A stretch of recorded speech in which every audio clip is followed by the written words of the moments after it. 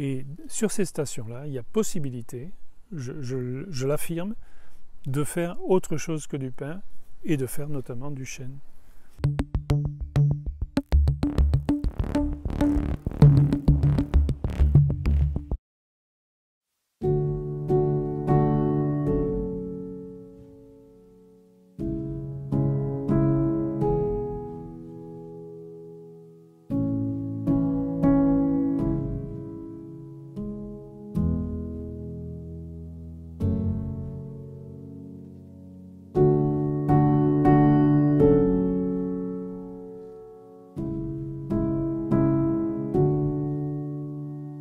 Donc je m'appelle Jacques Azra, je suis forestier depuis 35 ans environ, bientôt 40.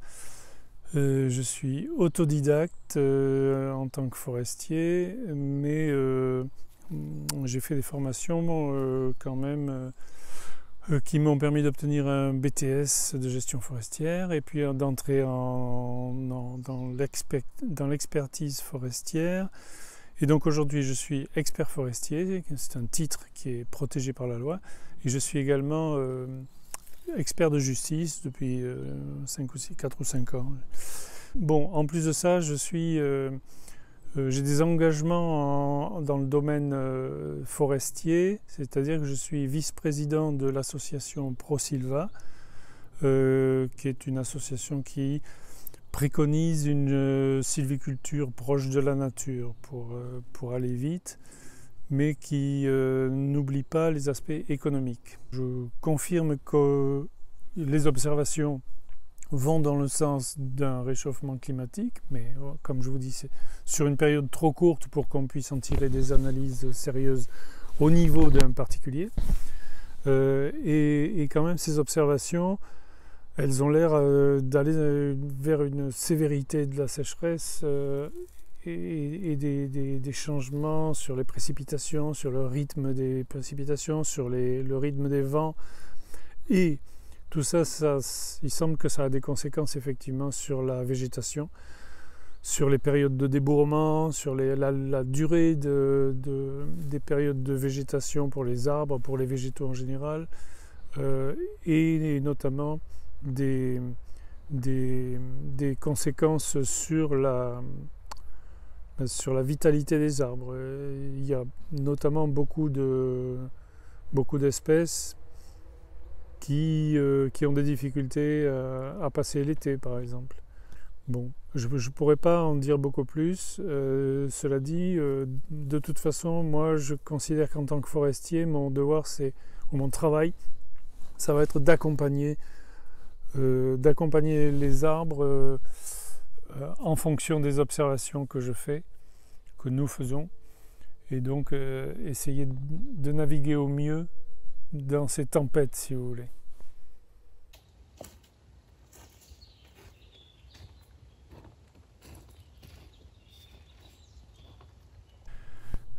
C'était des incendies tellement particuliers, tellement puissants, que le type de sylviculture devient secondaire, si vous voulez.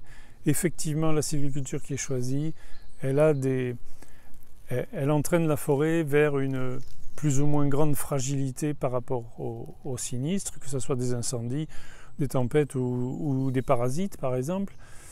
Cela dit, quand vous avez un feu qui démarre plein pot et puis où vous avez des flammes de 30 mètres, n'importe quel végétal, n'importe quelle sylviculture, n'importe quoi est condamné.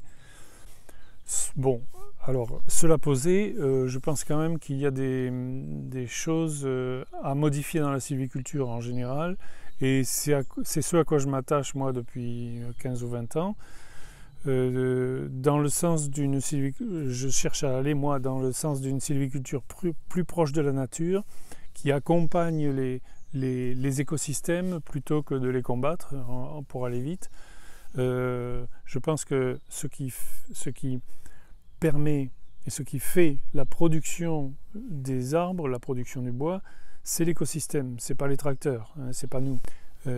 Donc l'idéal dans ma vision, c'est de faire en sorte que les écosystèmes soient aussi équilibrés que possible, c'est-à-dire qu'ils soient dans leur état le plus spontané, dans leur évolution la plus spontanée possible. Et c'est là que vous avez le maximum de richesse biologique, de diversité floristique, etc., des complémentarités, des équilibres. Et c'est comme ça que ça fonctionne à mes yeux, que ça fonctionne au mieux. Voilà.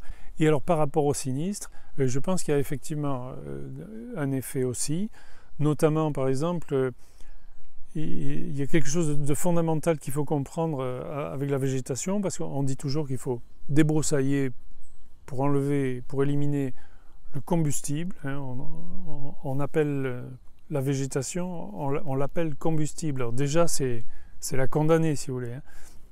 La présence de la végétation depuis des millénaires, pendant des millénaires, ou des millions d'années, c'est elle qui a permis que le sol devienne fertile, même si chez nous il n'est pas très très riche, il permet quand même la production de grands arbres. Ensuite, cette végétation, tant qu'elle est verte, elle fait de la photosynthèse, c'est-à-dire elle capte du carbone, de l'air, et elle émet de la vapeur d'eau. Ça veut dire qu'elle rafraîchit le milieu ambiant et elle l'humidifie. Donc ça, c'est deux facteurs très très importants par rapport à l'éclosion du feu et par rapport à sa propagation. Donc si on commence à dire qu'il faut débroussailler et qu'il faut passer le rouleau hollandais souvent de façon à ne plus avoir de combustible, en fait le rouleau hollandais, qu'est-ce qu'il va faire? Il va laisser du sec. Il va laisser une végétation sèche derrière lui, c'est-à-dire une végétation qui n'aura même plus la capacité de produire de l'humidité, de la fraîcheur et de la fertilité. Donc ça, c'est des points importants sur lesquels moi j'ai construit une partie de ma sylviculture. Une autre chose aussi, c'est l'installation de cloisonnements à l'intérieur de chaque peuplement. Des cloisonnements, c'est-à-dire c'est des chemins. C'est un réseau de chemins où les engins de coupe d'exploitation peuvent circuler, où on peut circuler aussi à pied, en 4x4, etc. Et notamment peuvent aussi circuler les camions de pompiers. Après, les camions de pompiers, à eux de voir si ils vont dans la forêt pour lutter au pied du feu naissant ou pas. Et c'est là que beaucoup de gens se posent des questions, dont moi, puisque ça n'a pas été tellement le cas dans les observations qu'on a faites, puisque quand on était présent en tant que bénévole à proximité du feu, on n'a pas vu beaucoup de pompiers aller l'attaquer. Donc je ne veux pas discuter de la lutte contre le feu parce que là aussi c'est un domaine que je ne connais pas, mais j'ai quand même des observations qui me chagrinent un peu, qui me chiffonnent. On a, depuis 20 ou 30 ans ou 40 ans, on a eu tendance à planter sur le maximum de surface, c'est-à-dire en allant au plus près des routes, au plus près des chemins. Et on a même, très souvent, on a planté sur des chemins, on a labouré des chemins. On a même labouré des chemins ruraux qui ont disparu aujourd'hui. Donc tout ça, c'est très problématique parce que ça pénalise la desserte de la forêt, ça pénalise la capacité de pénétration qu'on peut avoir normalement pour gérer une forêt ou bien pour aller la défendre contre l'incendie. Je mise personnellement très très fort sur la desserte, justement, sur la qualité des routes, des pistes, des pare-feux, des chemins, des cloisonnements, etc. Pour moi, et les ponts aussi. Il faut que tout ça soit un ensemble très cohérent et maintenu, entretenu en très bon état. Voilà. On va s'approcher de celui-là par exemple. Voilà, on est ici dans un petit triangle où il y a une quinzaine de jeunes chênes. Quand je dis jeunes, vous voyez celui-ci, les autres c'est pareil, il a à peu près 30 ans. Et c'est un arbre qui pousse, je les mesure régulièrement. Celui-ci, c'est celui qui pousse le plus. Il pousse d'à peu près 3,5 ou 4 cm par an en circonférence. Il pousse autant qu'un pin, si vous voulez. Et si vous observez son fût, c'est-à-dire les 5 mètres entre le pied et les premières branches, il n'y a pas de branches. c'est un fût parfaitement droit, sans nœud, qui n'est pas gelé et qui pousse le feu de Dieu. Évidemment, il y a beaucoup de stations. Les stations, c'est ce qu'on appelle, enfin, c'est le terme qui désigne à la fois le sol et le climat. Voilà. C'est la station, donc c'est un sol et puis le temps qu'il fait. Donc il y a des stations très pauvres dans le Massif landais, on le sait, elles sont très acides, très sèches, et vous avez du pin et de la calune. En gros, il y a 4-5 plantes, il n'y a rien du tout. Les pins s'y plaisent, enfin les pins y poussent, mais c'est à peu près tout ce qui peut y pousser. Mais il n'y a pas que ça comme station dans le Massif landais, et notamment il y a des stations comme celle sur laquelle on se trouve actuellement. Il y en a une grande quantité, je pense que ça doit représenter au moins 200 ou 300 000 hectares sur 1 million d'hectares. Et sur ces stations-là, il y a possibilité, je l'affirme, de faire autre chose que du pin et de faire notamment du chêne. Alors, ça ne veut pas dire qu'il faut les planter, parce que la plantation de feuillus, c'est compliqué. Ça, c'est des chênes qui sont arrivés tout seuls. Les arbres qui s'installent spontanément, c'est toujours beaucoup plus facile. Donc premièrement, il ne faut pas se bagarrer pour les planter, ça marche mal. En plus, les cervidés, ils adorent ça. Donc si vous ne mettez pas une protection à chaque plant de feuillus que vous plantez, eh ben, les chevreuils vont les dézinguer. Si vous mettez une protection, ça triple ou ça quadruple le coût de la plantation. Donc ça devient compliqué économiquement. Le pin maritime, il se régénère de façon très très très facile. Sauf depuis une quinzaine d'années, sur le littoral, il y a des difficultés. L'ONF est en prise avec des difficultés pour la régénération naturelle parce qu'il y a des parasites nouveaux, exotiques, qui dégradent la qualité des graines, donc il y a des conditions particulières. En plus, les étés très secs et très chauds rendent la germination difficile dans la dune, où ça peut atteindre peut-être, la surface du sol doit pouvoir atteindre 60-70 degrés en plein été, je pense. Donc tout ça, c'est très rude. Mais ici, nous, dans l'intérieur du pays, dans le plateau landais, la régénération du pin maritime, vous tournez le dos et vous avez des petits, quoi. Elle est très facile.